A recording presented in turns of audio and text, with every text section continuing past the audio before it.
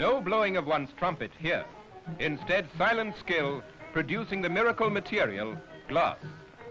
Glass, honest glass, material that has nothing to hide, versatile servant of man, ageless, spanning the centuries, serving the needs of ancient Egypt as faithfully as the needs of modern man. Today we accept glass as readily as the air we breathe, forgetting its universal utility. It's glass galore.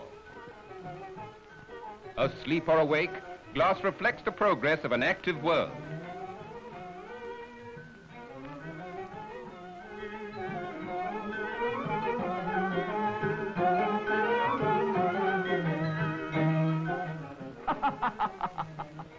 In olden times, the demands for glass were met by the individual artisan.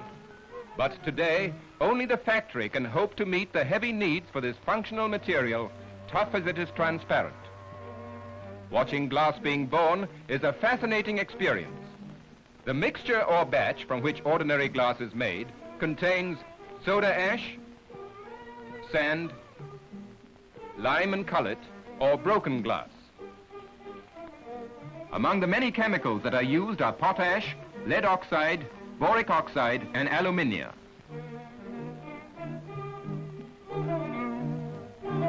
The materials are thoroughly mixed together mechanically. The mixture is shoveled into a pot furnace, whose temperature is 13 times that of boiling water. Out comes molten glass.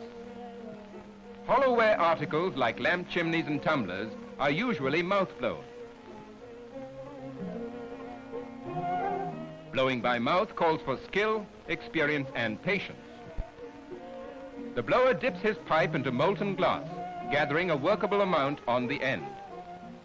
He takes care that no air bubbles get into the molten matter, which is placed in a mold.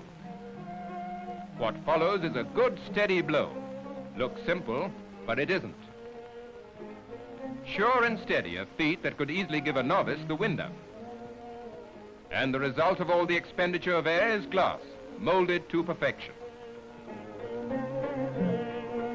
To avoid breakage through uneven cooling, the molded glass is put in an oven or annealing chamber to cool off slowly. After annealing, the glassware is separated for finishing and smoothing of the edges. In the case of hollowware articles, this is the method adopted. Lantern globe edges are smoothened by a flame melting the glass, and then fire polished. Larger globe edges are smoothened on revolving grindstones. Emery wheels are used for cutting designs which require skill of the highest order. Mass manufacture of glass objects is a semi-automatic process. Molten glass on the blowpipe is dropped in the mold and cut when the right quantity has been fed. Compressed air is then forced mechanically into the molds. These machines used in India produce an enormous number and variety of glass articles. The automatic manufacture of glass is a recent innovation in India. The raw materials are mixed in a rotating drum, electrically driven. An elevator carries the mixture to storage bins. From here, the mixture or batch is fed automatically into the furnace, where it melts and is made ready for use. Mechanical shears cut the molten glass to suitable size. The glass chunks, or gobs, are machine-fed into the various molds. Blowing to the final shape is speedy, and the processed articles are placed on a conveyor belt. An automatic stacker picks up the containers and spaces them uniformly on another conveyor. Sometimes bottles emerge that are stuck together, producing Siamese twins or even triplets. The freaks are rejected. The good ones are annealed. 75,000 bottles can be produced in 24 hours in this plant alone. The manufacture of sheet glass, which has recently started in India, calls for massive machinery and technical skill. Sheet glass is made by a continuous process using automatic machines. The molten glass from the furnace is drawn upwards in the form of a continuous sheet. The sheet, as it travels upwards, passes through many sets of rollers and cools down during the process.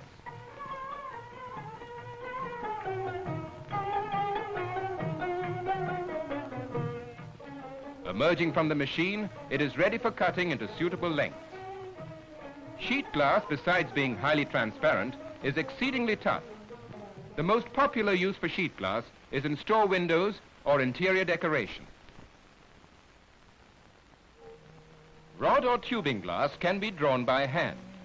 The gob of glass is given a simultaneous blow and stretch. The blower has to watch his step, which is doubly difficult because his progress is backwards. A jerky motion will result in tubing of uneven diameter, but skilled workers like these can be relied upon to produce uniform rods and tubes.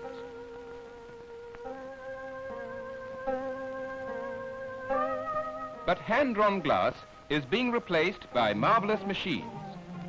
These automatons produce a more uniform tube or rod, and even undertake the mechanical cutting of their efforts into specific lengths. Such tubes in the hands of skilled employees can be fashioned into articles that serve science and society. Skill in evidence once again, producing that ingenious article, the thermos bottle. Actually, two bottles, one inside the other, sealed and smoothed by heat.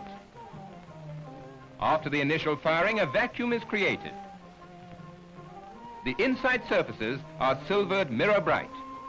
It is the vacuum preserved in glass that prevents outside heat or cold from affecting the inside temperature. Thanks to glass, a scientific achievement becomes a public boon and ready to serve hot or cold. Glass can help weak eyes focus on reality. And it is such eyes of glass that probe the veils of mystery, recording the secrets of the universe.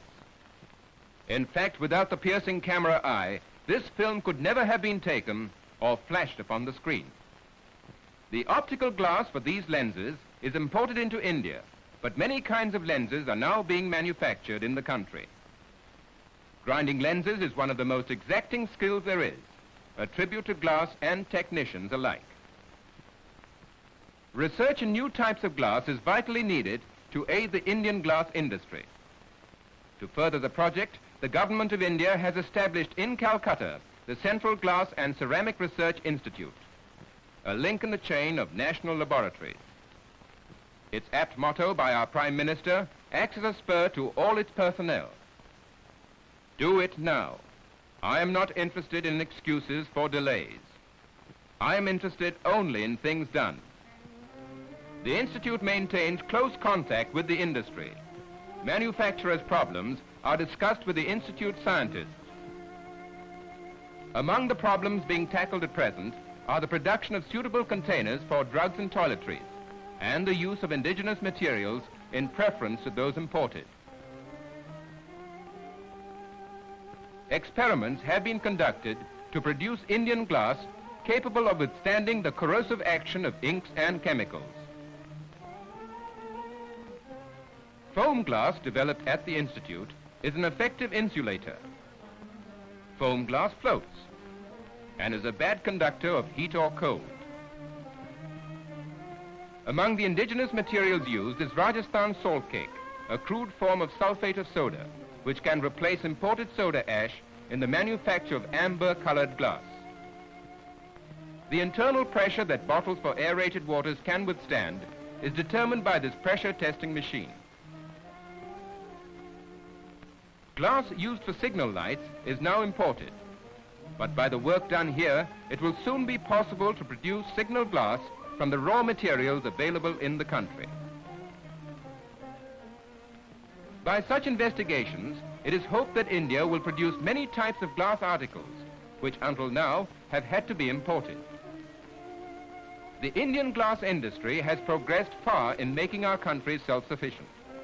Imports, valued at 36.5 million rupees in 1948, had dwindled to 6 million rupees in 1951.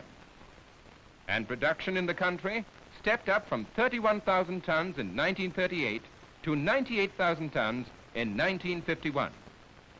Now the value of glass goods manufactured in a year totals over 90 million rupees. Here then is the story and the glory of glass. Its history is far older than the pyramids, and its future as certain as tomorrow's dawn.